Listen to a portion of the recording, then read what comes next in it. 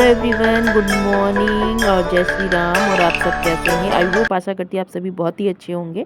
अभी सुबह के 8:30 हो रहे हैं और मेरी क्लीनिंग भी हो चुकी। मेरा बेटा स्कूल भी चला गया है और मैं नहा धो के आ गई हूँ। और थोड़े से बाल बाल झाड़ के मैं तैयार हो जाऊँगी। अभी से ही थोड़ा बहुत कर लेते, दिन भर तो समय मिल ही नहीं पाता है। फिर अब देखिए, अब मैं तैयार होकर किचन में आ चुकी हूँ। और देखिए, सब किचन में भी सुबह नाश्ता बनाया था ना, सब फैला पड़ा हुआ है। इन सबको पहले समेटते हुए देखिए, पास्ता बनाया था, कढ़ाई ऐसी ही पड़ी हुई है। और सारा सामान को देखिए समेटते हुए और सब चीज़ों को अपनी जगह में अब रख देंगे पहले हम। फिर अब हम 1 कप काली चाय से हमारी सुबह की चाय होगी। सुबह मैं 1 कप काली चाय पीती हूँ। आजकल अभी मैं पूजा तो कर नहीं रही हूँ, तो मेरे को टाइम मिल जाता है कि मैं चाय पी लूँ। और आजकल मैं थोड़ा जल्दी भी उठ जा रही हूँ, तो इस समय मुझे थोड़ा टाइम मिल जाता है कि मैं आराम से बैठ के 1 कप चाय पी लूँ। वरना थोड़ा देर पहले हो जाती थी, बच्चा भी जल्दी जाता था, आजकल वो देर में जाता है, तो फिर थोड़ा मुझे टाइम मिल जाता है। देखिए, इनकी चाय है काली और ग्लास वाली मेरी है।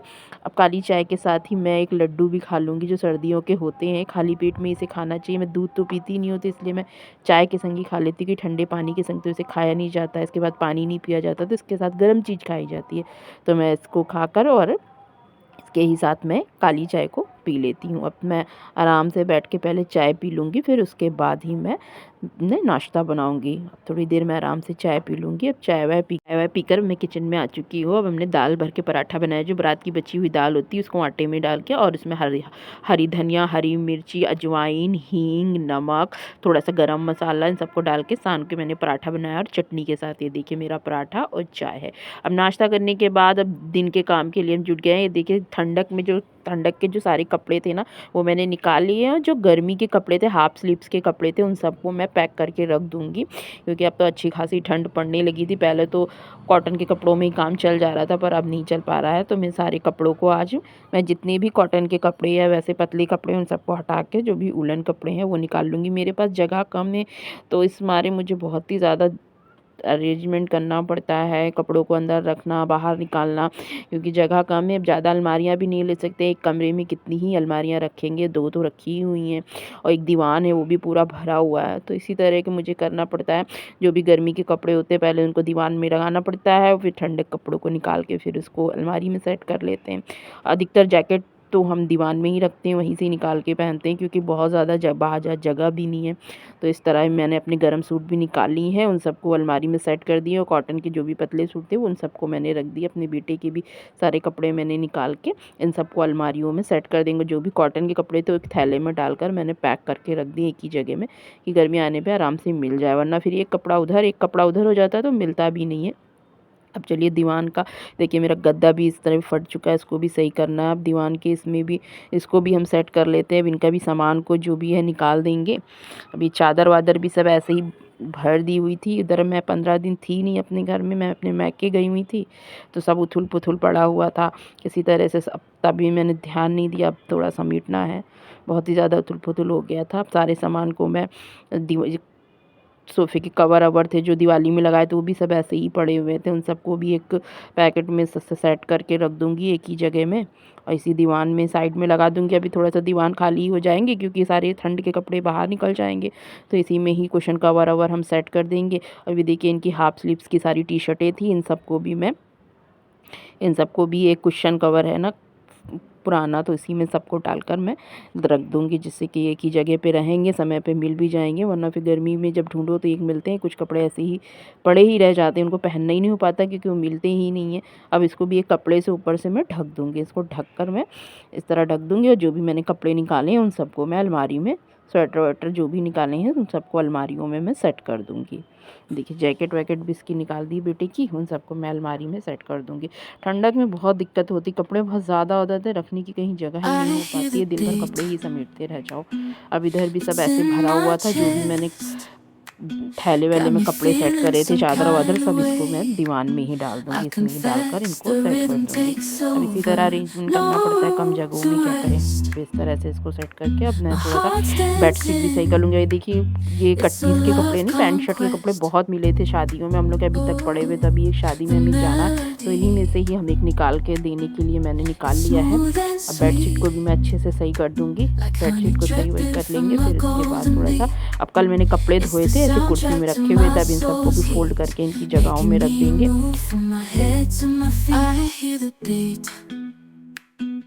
It's in my chest, got me feeling some kind of way. I confess the rhythm takes over, no room to rest. My heart's dancing, it's a love conquest. Oh, the melody, it's smooth and sweet, like honey dripping from a golden bee. It's the soundtrack to my soul's heat, making me move from my head to my feet. Room में आ चुकी है। अभी यहाँ भी थोड़ी सी हम लोग cleaning कर लेंगे, ज़्यादा तो नहीं है, सब साफ़ है।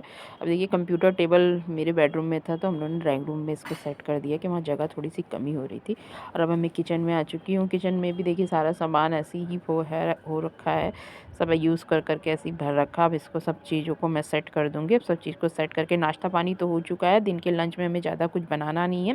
रात में बिरयानी बनाई थी वो रखी हुई है, तो सिर्फ किचन को मैं साफ़ कर दूँगी। किचन को साफ़ करके अब मैंने कपड़े भी धो लिए। कपड़े धोकर अब मैं सुखाने छत पे आई हूँ। देखिए नारंगी मेरे पेड़ में कितने लगे, पूरी लदा हुआ था पेड़, वो देखिए समय पक भी गए हैं, पूरे पक गए हैं। देखिए मेरे पेड़ का नारंगी है, बहुत ही खट्टा है। पर चलिए कपड़े वपड़े भी मैं सुखा देती हूँ। आजकल कपड़े भी सूखते नहीं हैं जल्दी, तो इसमें टाइम पे कपड़े डालने ज़रूरी हो जाता है। अब कपड़े डाल लिए, अब थोड़ी देर मैं धूप भी ले लूँगी। कपड़े बहाने के मैं धूप भी ले लेती हूँ, थोड़े सूख जाते तो साथ ही में लेके जाते हैं, वरना बंदर तो इसकी बैंडी बजा देते कपड़ों की।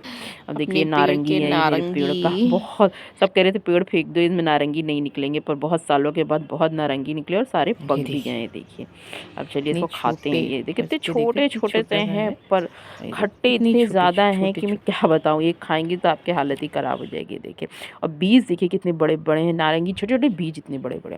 देखिए आज मौसम भी बहुत ही ज़्यादा धूप नहीं है, धुंध जैसी है। अब देखिए सीधे मैं आपसे शाम को मिल रही हूँ। शाम को देखिए हम लोग टहल के भी मैं आ चुकी हूँ। अब मैंने चाय बना ली है, अब चाय बना लूँगी। चाय के साथ अब थोड़ा सा चलिए नाश्ता भी कर लेते हैं। मेरे बेटे भी चाय मांग रहा था, उसको भी कटोरी में दे दिया और थोड़े से बिस्किट्स खा लेते हैं। आजकल रात तो बहुत बड़ी होने लगी, तो टाइम रात में ही ज़्यादा नहीं पास होता है। अब जिसको चाय बिस्किट खा लेंगे, उसके बाद ये पढ़ने बैठेंगे और हम चलेंगे खाना बना लेंगे। खाने में भी ज़्यादा कुछ नहीं बनाओगे, आज सिंपल सी दाल तो रखी हुई है, मैं सरसों का साग बनाऊँगी और जो मोटे वाले हरे मिर्च आते हैं ना, उसका मैं अचार बनाऊँगी। अब तो ये मेरा बेटा पापड़ मांग रहा था ना, इसको पहले मैंने पापड़ तल के दे दूँगी। पापड़ तल के दे देते हैं, फिर उसके बाद हम अपना खाना बनाते हैं। हमने प्याज और लहसुन को कट कर लिया है। सरसों के ऑयल में मैं प्याज और लहसुन को डाल दूँगी। जब प्याज लहसुन अच्छे से हल्के से ब्राउन हो जाएंगे, जब हल्के से ब्राउन हो जाएंगे तो एक टमाटर को मैंने कट करके डाल दिया है। अब मेरे देखिए मैं जीजा जी आ चुके हैं, तो उनके लिए मैंने चाय भी चढ़ा दी एक तरफ। और जब टमाटर में नमक डाल के अच्छे से जब वो टमाटर हो गए, तो मैंने साग डाल दिया। साग में ज़्यादा कुछ नहीं, सिर्फ नमक डालेंगे और हल्की सी लाल मिर्च डालेंगे बस। धीमी आंच में रखा हुआ है, तब तक पक रहा है, तब तक मैं चाय दे आती हूँ। अब जब देखिए पक गया होगा, साग अच्छे से पक गया, तो इसको तेज़ आंच में मैं भून दूँगी, जब तक उसमें से हल्का सा तेल तेल सा ना दिखने लगे, उसका पानी हल्के से सूख ना जाए। बस इतना ही मैंने कुछ डाला है, ज़्यादा कुछ नहीं डाला साग में, पर बहुत ही टेस्टी हमारा साग बना था। अब साग को ट्रांसफ़र कर लिया दूसरे बाउल में, और इसमें हमने तेल में और सरसों के ऑयल में मैंने सौंफ डाला। सौंफ में वो जो मोटी वाली मिर्च थी कटी हुई, वो डाल दी मैंने, और इसमें नमक डाल दिया है, और थोड़े 4-5 चम्मच मैंने इसमें धनिया पाउडर डाल दिया और खटाई डाल दिया, और बस उसको पहले धीमी आंच में पकाया, फिर तेज़ आंच में मैंने भून दिया। बहुत ही अच्छा मेरा ये चटनी बनी हुई थी। और ये देखिए साग बन गया है, और चाहिए हमारा रात का